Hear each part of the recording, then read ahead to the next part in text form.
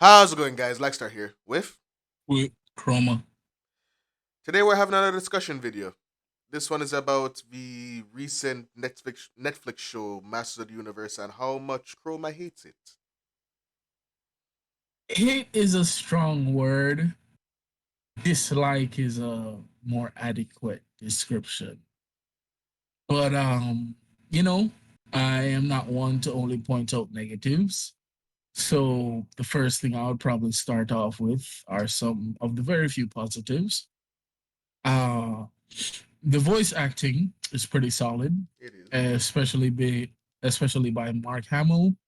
Yes, Mark Although he Hamill. brought a little too much Joker The Skeletor. to to Skeletor, but you know what? I'm good with some Joker in my villains. So honestly, that's semantics at that point. And plus, it kind of gave Skeletor, that little bit of comedic edge that Skeletor used to have when he was in the original series. So I can give credit where credit is due to that. The rest of the cast were fairly fine. Teela's voice actress was fine as well. She wasn't offensive to listen to. Her dialogue is a different story, but that's a different story entirely. And no, it was good in terms of voice acting. The animation, superb. If we were judging it on the animation alone, it would be something akin to a 10 out of 10. I think even you had said that, right? Yes. Let's preface this. I have no history of He-Man. I didn't watch the original series. I only watched the reboots. I guess it's not really a He-Man story, anyways. Spoiler: they spoiler for the show if you haven't watched it. They killed him off twice. Yes, Uh, yes, they did. Chroma has They more attachment to these characters. Yes, I do, because I not only watched the original He-Man, granted I wasn't, around when it aired because I'm not that old, but I did watch it when it used to air on Boomerang, You a dinosaur. along with what? You a dinosaur. I'm crying. You're a dinosaur. Along with Brave Star, She-Ra, Thundercats, Biker Mouse from Mars, all of the, a bunch of '90s stuff and late '80s. But it basically Masters of the Universe Revelation came down to three or four main issues, two of which are just issues nowadays that's presented nowadays in a lot of media from Hollywood, be it Netflix or just Hollywood in general. And the other two just have to do with marketing. The first main issue, because I'm coming at this purely from a writing standpoint. I'm not coming at it from even My a childhood. older fan, a child like nostalgia fan. I'm coming at this purely objectively. The first issue is Teela as the main character. Now, Teela could absolutely exist as the main character if it was Teela from the old show. But this version of Teela suffers from everything that women who are written in stories nowadays suffer from. Which is basically a sense of entitlement and the ludicrous idea that women can do every single thing a man can do, which isn't true because we are different, but we can still be equal. But that's a whole other discussion. Tila in the show, she also has, the average swooped over haircut with a shaved head. She's also literally built like a brick shithouse, I mean, and it's kind of unnerving. But you know what? I can look past that. was she not built You like a know, shit brick house in the original series? no, she was built. She was tall and she was fairly built, but she didn't look like a man. Ah, Because that's another semantic based reason why I wasn't that big of a fan of the show. This overarching narrative that Hollywood has, that in order for a woman to be strong, she has to emulate a man. And I personally find that offensive because my mother is a strong woman. My mother is probably one of the strongest and most independent women I know. The amount of hardships that she's had to endure and the things that she's brought us through in a quest to show us that she loves us, and in a quest to give us the life that we want and the life that we need to prosper. My mother has done and sacrificed a lot, but my mother doesn't look like a nigger. My mother doesn't try to behave like a man. My mother doesn't emulate those types of qualities. My mother still behaves like how a woman can behave and should behave. But again, semantics. The main issue with the show at hand, I think, is the characterization of Teela, or the characterization of the women in the show, and the characterization of the men in the show. I don't know why it is that there are some writers, especially nowadays in this political landscape, that feel it is necessary to bring down other characters in order to push up another character. I think that is the worst writing tool, if you could even call it that, that you could ever use I by think, well, basically I think that's the reversing of fridging. it pretty much is. It's like a different form of fridging where instead of, killing a character just to provide them with character development, it's like Well, character assassination well, instead of physical fridging assassination. was specifically for killing off a woman, making her a narrative trope to pop up your male hero. Your male protagonist. And the thing is, I'm not saying that this is only done as it relates to female protagonists, but it is mostly done as it relates to female protagonists. A good example is I remember there was this fight coordinator. He works on certain movies like the Bourne series. I don't quite remember his name, but he's basically a fight coordinator. And he had told a story about the fact that when it comes to these women fights, it's very difficult for him to choreograph these fights for female-led movies because a lot of the corporations they feel it's a little too much to have a man winning against a woman, or for a woman to have any kind of weakness at all, which is another issue with Masters of the Universe, because it's not even He-Man anymore. In the promotional material, they call it He-Man, but Yeah, well, it's they, now they Masters of killed the Adam Universe. off twice in like the first episode and the last episode. They killed Mhm. him off, and he didn't show up. He only showed up in flashbacks In until the flashbacks, second to last episode, and then they kill him. and then they killed him. Skeletor literally just Yeah, like "Nah!" pretty stabbed him. much. And the fight choreographer, as I was saying, he literally said it's difficult to write for women because basically in Hollywood, women, especially female-led protagonists, aren't allowed to have flaws. They're supposed to be They're supposed to perfect be and perfect, slay queen, and they're supposed to be fierce and but unstoppable. that's not a character anymore. That's not a character. That's a self-insert. Cries in "I'm not Starfire," by the way. Anyways, That's oh gosh, you know the guy from Aqua Team Hunger Force, the fat youth. yeah, Carl. Yeah, I Yeah, remember that one. I remember I they saw the literally thumbnail. Oh the my god. thumbnail dog. No, they did the character And no, dirty. it fits so well. I It didn't fits realize so until I well. looked No, it properly. fits so well. I remember someone said, that if someone didn't point this out to me, I wouldn't have realized that there was a change. Ugh. But yeah, back to what I was saying. These characters that have no flaws, even in Masters of the Universe Revelations itself, Teela literally went through a trial that was supposed to bring up her greatest flaw.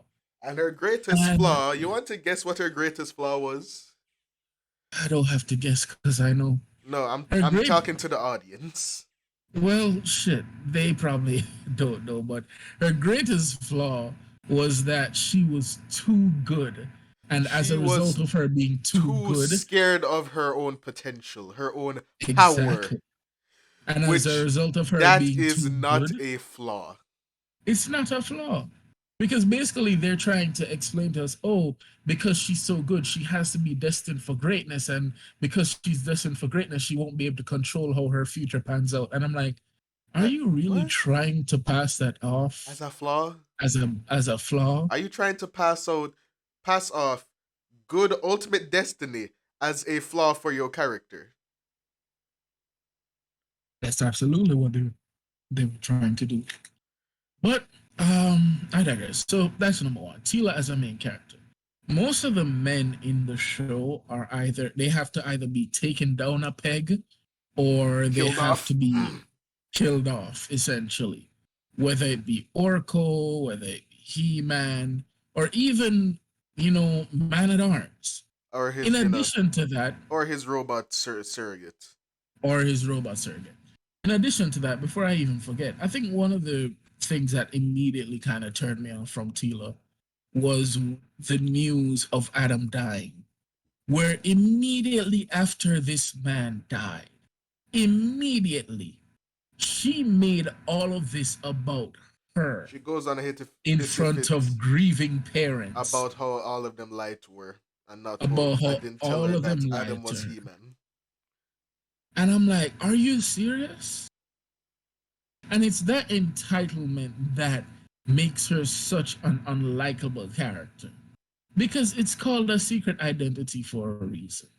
And this also reminds me again of Amber. But we're not gonna get into Amber right now from Invincible. Can we? There's so much videos on Amber. Can we? Can we not? Yeah, we're not gonna do that. But basically, you are in front of two grieving parents. And instead of being there for the people that basically raised you along with Man at Arms, Screw it. instead of being there for Screw it. those Your son people, lied to me. I don't care anymore. I'm leaving. you just left. You just left. And then, even as it relates to Evelyn or Evelyn, whichever one you want to call her if you're a weirdo, even as it relates to Evelyn, these people, for some reason, all Evelyn can do is shit talk Skeletor. That's all she does. I'm like, the man is dead. what what what goal? How does this progress the story? How does talking shit about the dead progress the story? How does it progress their characters? How does it make us endeared to their characters? Because if there's one thing that has been consistent with Skeletor, this is going a bit into the older series, is that Skeletor did value Evelyn and even saw her as an equal, because one of the things is that Evelyn has always been ambitious and has always tried to take over from Skeletor, and Skeletor has always had to keep on his toes because of her. Uh, So she's this always is a been capable. Starscream Skeletor, Megatron situation. pretty much, except that Evelyn isn't a whimpering coward from time to time. I thought you were going to use a different C word, but yes. Oh my god, dog. And then you ask me for keep it cool. Like, yeah, top. I didn't say I didn't say anything. I didn't say anything. Anyways, because there was a scene where Evelyn and Teela were on a boat, and the guys are dead. What? Why are you talking about? Oh, I was living in their shadow and this, that, and this and that, and I'm like, they're dead. I don't get it. But as I said, they consistently showed that the whole, oh, Adam is weak as shit, which is another thing that I don't appreciate. The fact that they showed Adam as weak and incompetent, because in the original series, Adam was only weak and incompetent because he wanted to create more distance in the idea that he was He-Man, So a that Clark He-Man Kent and Adam were situation. the A same. Clark Kent Yeah, situation. it was literally a Clark Kent situation. And I'm just like, why would you do that? Why would you show him as pathetic as not being able to do anything? It seems so disingenuous to the character. it's kind of weird how he's been there for a little for a few years, and he needs help. Catching the animal that's for sport. Exactly, And because he's been Teela doing this being for a there for while. literally, I don't know, 2 days outclasses him. Not even a day, not even a day proper, and already outclasses him and saves him 3 times in the same race. And I'm just like, you don't have to let certain And characters look then they pathetic. try to be like, He's the only one here that chose his weaker self as his avatar in this place. He's stronger than you know. Exactly. And it's like, it's so weird because you're trying to say that, okay, Adam is comfortable with his physically weaker self, but still competent self. You're trying to say that he's more comfortable with that form, yet still you make it look like Teela is the only competent one in the relationship. And then the whole question where Adam had to ask Teela, what do you want from me? I died. And she's still on about how, oh, you didn't tell me. I'm like, bruh. Do you want me to But tell you anyways, when I'm literally on my deathbed about to save the universe? Is that what you wanted, Teela? Oh, by the way, I'm He-Man. I'm going to blow up now. exactly. But yeah, so I said I was gonna make this concise. So the first thing is the characterization of the men and the women in the show. The second thing was the only way that they can bring up a character in their eyes or to give a character relevance is to bring down another established character. Now the other two don't even have much to do with the writing, but it just has to do with dishonesty. Kevin Smith, who was a showrunner for Masters of the Universe, is a liar. And he is such an adamant liar that you would think he believes his own lies. Because in the promotion for Masters of the Universe, in the promotions for He-Man and the Masters of the Universe, he literally said, it's like you never left. It's just a continuation of everything that happened in the 80s cartoon, and Except they're that just Adam is building not upon here the story. anymore. He's dead. So is Skeletor. So it's not He-Man anymore. Exactly. So not only did he lie about that, but then he took away the main character and then replaced it with T. And the main Now you villain. see most of the backlash wouldn't even have come if they had just been like, Adam is going to be in this show. And they just annexed Adam completely, and they would say Adam isn't going to be in the show, people would have been fine with it. A good example is with what they had done with Shira. They rebooted one from I think it was 2016, 2017, with the Never watched it. rebooted Shira. Yeah, that's fine. I wouldn't recommend you watch it. It's not really that good. It's pretty much just lesbian bait for the Ah. most of it. But anyways, We have Kel and Khalifa for that. We don't need anyone else. I'm crying. But as it relates to Shira, Shira came out the gate and said to the people that it was announcing itself to, we are not the original Shira. Basically, they just took the branding and they took the world at large and they just basically made a parody of it. Ah. Not a mockery, not on some Teen Titans Go shit. They made a parody of it. Let's not So let's there not are, let's not bring that let's not bring that up. Please no. yeah. So they kept some elements and then they went along with the more modern political elements of today in order to continue the story. And as Why you dating shows like that? what do you mean dating shows like that? Putting modern politics, modern issues into shows like that. I don't know why they do it, but it's their prerogative. And again, they came out the gate. They said this was not for an original audience. This is not for the people who grew up watching Shira. This is pretty much just for a newer generation of fans. This is absolutely not for you, and that is fine. While I do kind of have an issue with, them just taking an established property and repurposing it just because they're too lazy to come up with their own, at least they didn't sit there and lie to us and say, "Oh no, it's gonna be just like the old one, man. You can just come and just sit down and crack a cold one and watch it with your kids. It's gonna be just like the old." Nah. Shira didn't do that, and I can respect that, even though I don't respect the writing of the show. But like the Masters of the Universe Revelations, they marketed it as, It sounds so pretentious. yes, it does. The They Masters of the marketed Universe Revelations instead of just He-Man.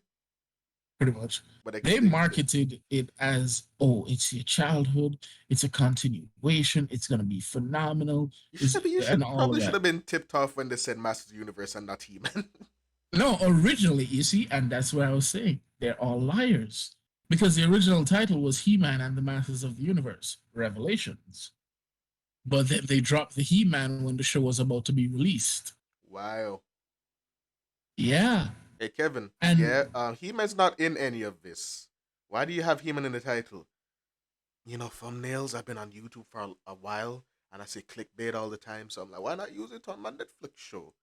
But that would cause legal trouble. Fine, we dropped the title like a week before release, and they can't say shit it's legally. pretty much what they did. And I think the worst thing about it is that to this day, I think this is what I hate about nowadays Hollywood. It's the whole attempt to always deflect blame. Because when people give genuine criticisms to your show, and you're like, oh, you guys are just pretentious man babies that want you to be catered to. You want your little binky man baby. That's all they do. They just insult the fans and blame the fans for being an ist or a phobe, or if you don't like this, you're this or that, or you don't like women just because Teela looks like Arnold Schwarzenegger if he was somewhat bigger. Oh my gosh. And I'm just like, how are you gonna blame the people who are lining your pockets with money? Because they've already given you the money.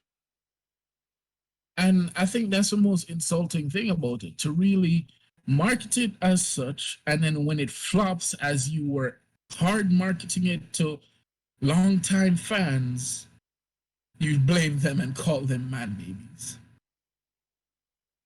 But basically, to Yes. sum up my issues with Masters of the Universe, not even using nostalgia, not even talking from a nostalgic point, the way that the people are characterized, the men and the women are characterized, the way it was marketed, the way the backlash was handled, and basically just the designs and stuff like that. It's very it's bad. It's sad. It's sad. It's really sad. And I think this type of narrative, this, oh, I need to check this box on a list of things that need to be there. I think the biggest culmination of that is Q Force. Q Force? Do you not know what Q Force is? No. Should I?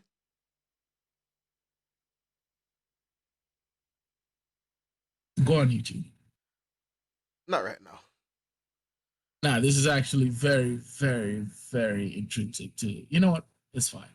I'll show you the video later. But basically, for those who don't know, Q Force is about secret agents. It's an animated series about secret agents who are of the LGBTQ plus variety. Oh. And it's definitely something. It's definitely something. I'm And going to it assume that shows, something is not good. I'm going to show you that video. You're going to feel pain. It's so disingenuous and insulting to the audience that I remember watching it and I was low key hoping That that was a someone joke. made it on purpose Uh, just to insult a set group of people, because it's a thing where I really don't care about representation. I don't care if the person in the series is black, white, Chinese. I really don't care. speak, speaking It's to the not choir. necessary. Speaking to the It's choir. not necessary. But when I do care is when they race swap or gender swap a character who is very prominent, and a character who they have so much history. Like, I don't know, man. If you gender swapped Arm Fall Off Boy from DC Comics and turn him into Arm Fall Off Girl, no one would care. I wouldn't care. But if you have characters who've been a part of phenomenal stories with a very solid fan base, don't gender swap them. Don't Don't make them into something they're not. Don't change his skin color. I don't want to see him. I don't want to see Clark Kent as a black Superman. I want to see a black Superman like Calvin Ellis or Blue Marvel. I'd actually prefer Blue Marvel if we're talking black Superman analogies. Who's Blue Blue Marvel Marvel is again? Adam Brashear from Marvel Comics. All right, him.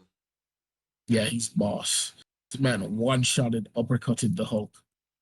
Ah, But um, but yeah, I don't know. I don't care about representation. And again, this comes back to saying that I've been saying for years now.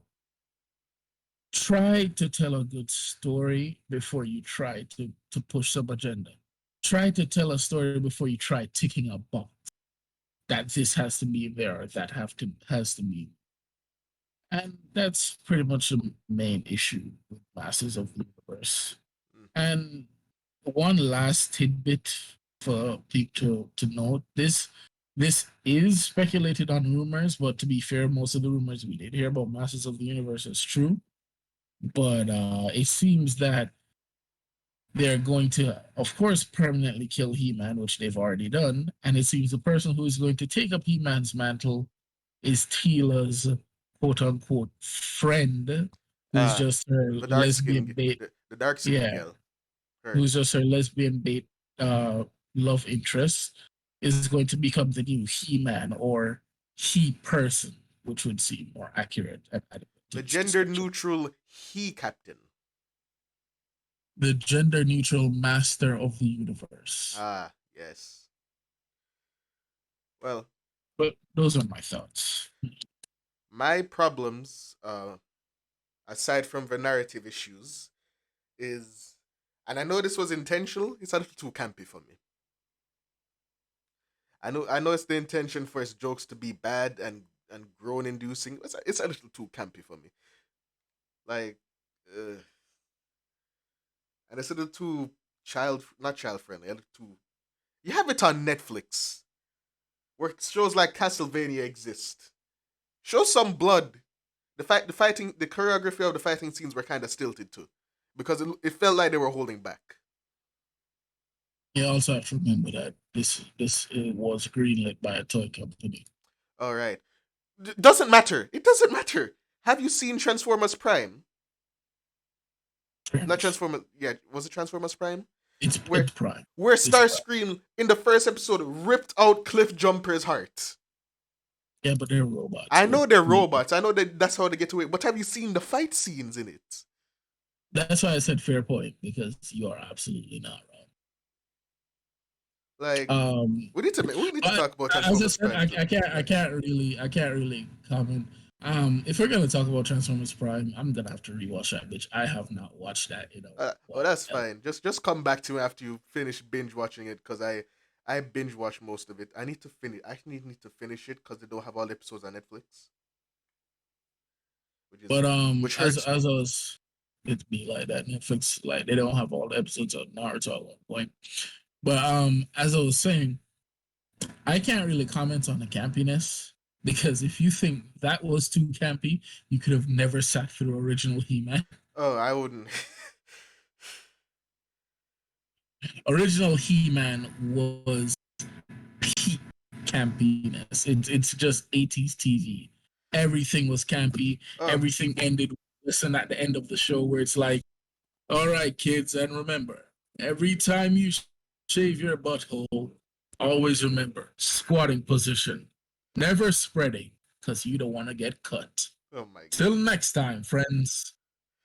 Uh, there's these Skeletor memes going around, and it's like superheroes have I know, secret identities because they don't want to get sued for property damage. Until next time, and he runs off, and I'm like, oh my and god. he just fucking Uh, Remember, children, if your name is Juna, your mother has called your name during man sex. And he, sex. and he runs off, and I'm like, why? Till next, they're also doing it with He-Man as well. And that shit is so dumb. That shit Uh, is so dumb.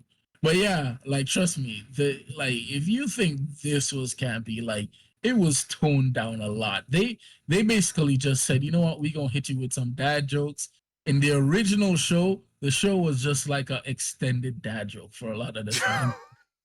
So I'm Okay, not even gonna front okay. with you. With the I can take the camp. One of my favorite superheroes is Spider Man, and one of my favorite characters is Sans. So I can take the bad jokes. It's just I need to be prepared for it. I came to the show like, okay, it's 80s property, but it's new, so you know. And then the camp started, and I'm like, oh, they literally have a green tiger in here called Cringer. What was I expecting? What was I and cringe, expecting? and Cringer is a coward. I don't know what you're expecting in a dog. I don't. Honestly, I went in blind and I shouldn't have. To be fair, I wanted you to go in blind because I wanted a non-biased opinion to see if I was the one that was bugging. But we're getting to the end of the time now, so we already said our closing thoughts. As I said, closing thoughts: the writing, the characterization, and the incessant need to put up or prop up other characters by shitting on them, especially if it's a male. It's disgusting. It's disgusting and it's sexist. But you know, sexism only exists if it's a woman experiencing it, because of Right? course, There's no term for male fridging, at least not yet. you think there will be. That's some very Nope, wishful nope, thinking. there will not be. But anyways, I'm gonna end this episode here. If you Yep. enjoyed it, drop a like. If you enjoy my content, subscribe. It's free. There'll be more videos like this because I've been asked to have more videos like this. Follow me on Twitter. Give me your opinions on our conversation on Twitter. And remember, you're not afraid of being alone in the dark. You're afraid of not being alone in the dark. Till next time.